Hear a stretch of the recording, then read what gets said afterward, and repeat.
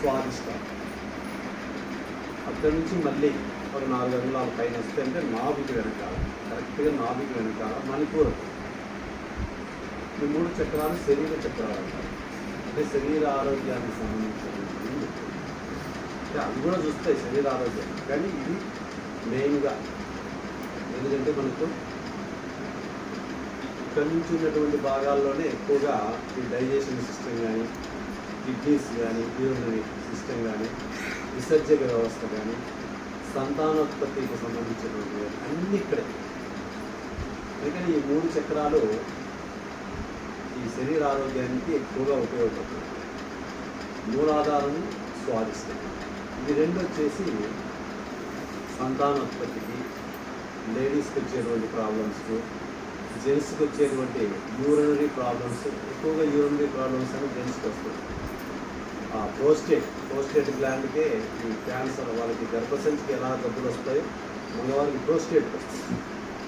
ఆ ప్రోస్టేట్ గ్లాండ్కు వీరన్నిటికి సంబంధించినటువంటి ఈ 2 చక్రాలు, ఈ మలబద్ధకానికి సంబంధించి ఏవి మూలాధారం స్వాదిష్టం. మణిపూరక చక్రం టోటల్ బాడీకి సెంటర్ పాయింట్. మణిపూరక అంటే కీలకమైనటువంటి, మనకు పంచకోశాలలో అన్నమయ కోసం, ప్రాణమయ కోసం, మనోమయ కోసం, విజ్ఞానమయ కోసం, ఆనందమయ కోసం. మనకేం చేశాడంటే భగవంతుడు ఈ ఒక్క కోసం మనకి ఇచ్చాడు. అంటే అన్నమయ కోసం ఒకటి మనకి ఇచ్చాడు, ఇది ఒక్కటి మన చేతిలో ఉంది. అంటే దీన్ని మనం ఉంచుకునే విధానాన్ని బట్టి మన బాడీ, టోటల్ బాడీ ఆరోగ్యంగా ఉంటుందా ఉన్నదనేది మనం నిర్ణయించుకోవాలి. దీన్ని మనం సక్రమంగా ఉంచుకుంటే టోటల్ బాడీ బాగుంటుంది.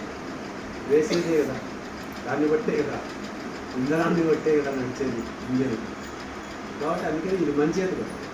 కాబట్టి మణిపూరక చక్రం మన హ్యాండ్ ఓవర్లో, దీన్ని మనం ఆరోగ్యంగా ఉంచుకోవాలి. అందుకే చాలా కీలకమైనటువంటి, ఒక యోగిగా మారాలన్నా, ఒక భోగిగా మారాలన్నా మణిపూరక చక్రమే కీలకమైనది.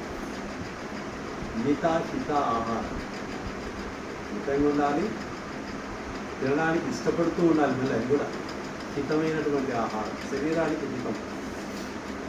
కాబట్టి ఈ 3 చక్రాలు. తర్వాత అనాహత చక్రం, ఇక్కడ దీని వెనక అనాహత చక్రం. కింద మూలాధార చక్రమేమో భూమితత్వం ఉంటుంది, స్వాదిష్టాన చక్రమేమో జలతత్వం ఉంటుంది, పంచభూతాలు. మణిపూరక చక్రమేమో అగ్నితత్వం ఉంటుంది, వేడి. అనాహత చక్రమేమో వాయుతత్వం. మనకి లంగ్స్ కూడా ఈ ప్రాంతం కదా, వాయుతత్వం, లంగ్స్, హార్ట్. విశుద్ధి చక్ర, ఇది ఆకాశ విశుద్ధి చక్రం. అందుకే మనకు ఈ ఆకాశతత్వం అంటే గాలి ఎక్కువగా లోపలికి వెళ్ళినప్పుడు థైరాయిడ్ ఎందుకు వస్తుంది? దాని కింద పడుకోవద్దు. థైరాయిడ్ ఉన్నవాళ్ళు డైరెక్ట్ గాలి లోపలికి వెళ్ళవద్దు. కనీసం చెవుల్లో దూరం ఎక్కువైనా పడుకోవాలి. ఎక్కువగా గాలి స్పీడ్గా చెవులు ఎదురుగా వెళ్ళారనుకోండి, ఆ వాతం లోపలికి పెరగడంతో కూడా థైరాయిడ్ ప్రాబ్లం జరుగుతుంది. ఎప్పుడు కూడా పెరుగుతుంది. కాబట్టి ఇది విశుద్ధి చక్రం, ఇది ఆకాశం, ఆత్మ చక్రం. ఇక్కడ జ్ఞానానికి ప్రతీక. దీనికి పంచభూతాల తత్వంలో ఏది. దీని తర్వాత ఈ వెనకాల ఇక్కడి వరకు ఉంటుంది వెన్నెముక. దీనికి వెంబడి ఇక్కడికి వస్తుంది వెన్నెముక. దీనికి ఎండ్. కానీ మనకి సహస్రారం ఇక్కడ ఉంటుంది, ఈ పైన. ఇదే బ్రహ్మరంధ్రం అని. మనకి విశ్వశక్తి ప్రతిరోజు నిద్రలో ఇక్కడి నుంచే లోపలికి వెళ్తుంది. అందుకని మనకు జీవుడు అనేవాడు కింద మూలాధారం నుంచి పైకి వస్తాడు, పరమాత్ముడు అనేవాడు ఇక్కడ ఉంటాడు. ఈ రెండింటినీ కలిపేయడమే ధ్యానం. ప్రాణ అపాన వాయువులను మిళితం చేయడమే ఇది ధ్యానానికి పూర్తి డెఫినేషన్. కాబట్టి దీనికి ఇక్కడికి వెన్నెముక ఎండ్ అవుతుంది. అందుకని ఇక్కడి వరకు చక్రాలే మనం ఎక్కువగా యాక్టివేట్ చేసుకుంటాం. ఈ చక్రాన్ని యోగులు లాంటి వాళ్ళు యాక్టివేట్ చేస్తాం. అంటే మనం కూడా చేయకూడదని లేదు. కాకపోతే ఎందుకంటే ఇవన్నీ ఒకదానికొకటి లింక్ ఉంటాయి. ఆ వెన్నెముక వెంబడి అన్నీ పట్టుకొని పైకి ఈ వరకు రావచ్చు, ఒకదాని నుంచి కానీ దీనికి సహస్రారానికి లింక్ లేదు. ఒకవేళ సహస్రారంలోకి వెళ్ళాలంటే ఎగిరి దూకాలంట.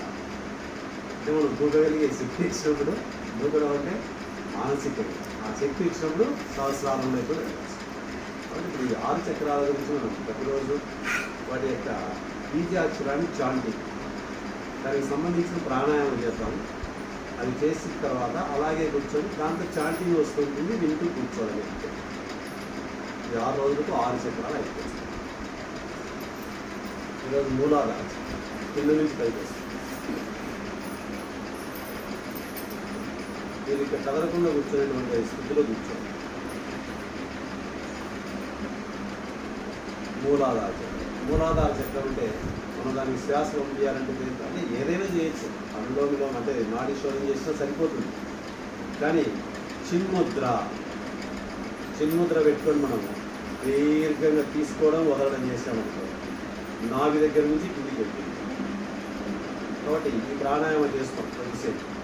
మూలాధారానికి శ్వాసను అందిస్తున్నట్టు ఫీల్ కండి. మొదలు పెట్టండి. చిన్ముద్ర ప్రాణాయామం.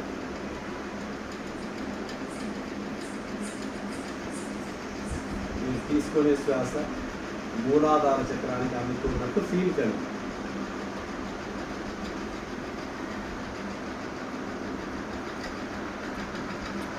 ఎముక నిటారుగా ఉంచుకోండి.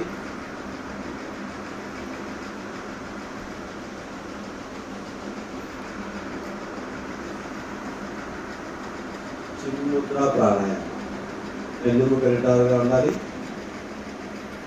దీర్ఘ శ్వాస తీసుకోవాలి. మీరు తీసుకుంటున్నటువంటి శ్వాసను మూలాధార చక్రానికి అందిస్తున్నట్టు ఫీల్ కండి. మనసులో భావన.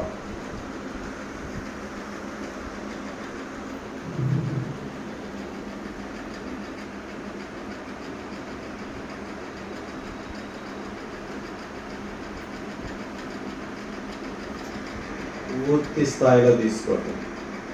నిదానంగా పూర్తిగా నింపండి. పూర్తిగా ఖాళీ చేయండి. బాడీ మైండ్ రెండు కూడా రిలాక్స్గా ఉండాలి. ఎక్కడ ఒత్తిడి ఉండకూడదు.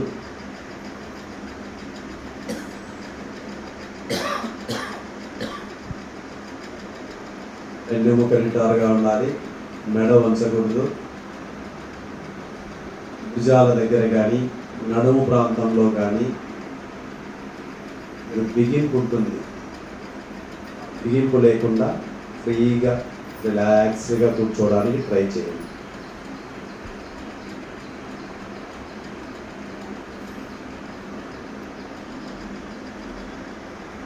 బీజాక్షరం. ఆ లమ్ అనేటువంటి బీజాక్షరం చాంటింగ్ జరుగుతూ ఉంటుంది. అది వింటూ మీ మనసును అక్కడ నిలబండి అంతే. దీని యొక్క పంచభూతాల తత్వం భూమి తత్వం.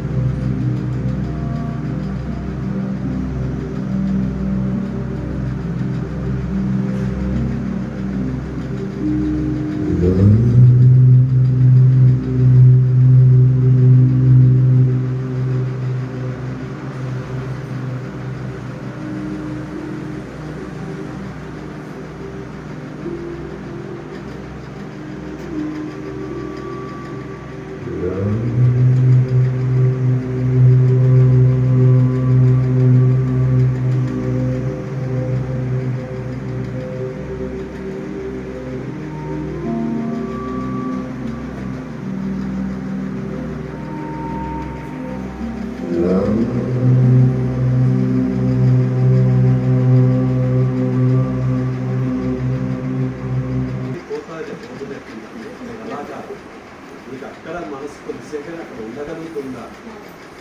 మూలాధార చక్రం అంటే దాన్ని చెప్పారు కదా, 4 చలవులు కలిగినటువంటి 2 కలర్స్ కలర్స్ ఉంటాయి ఒక్కదానికి. దాని తత్వం వచ్చేసి భూమి తత్వం.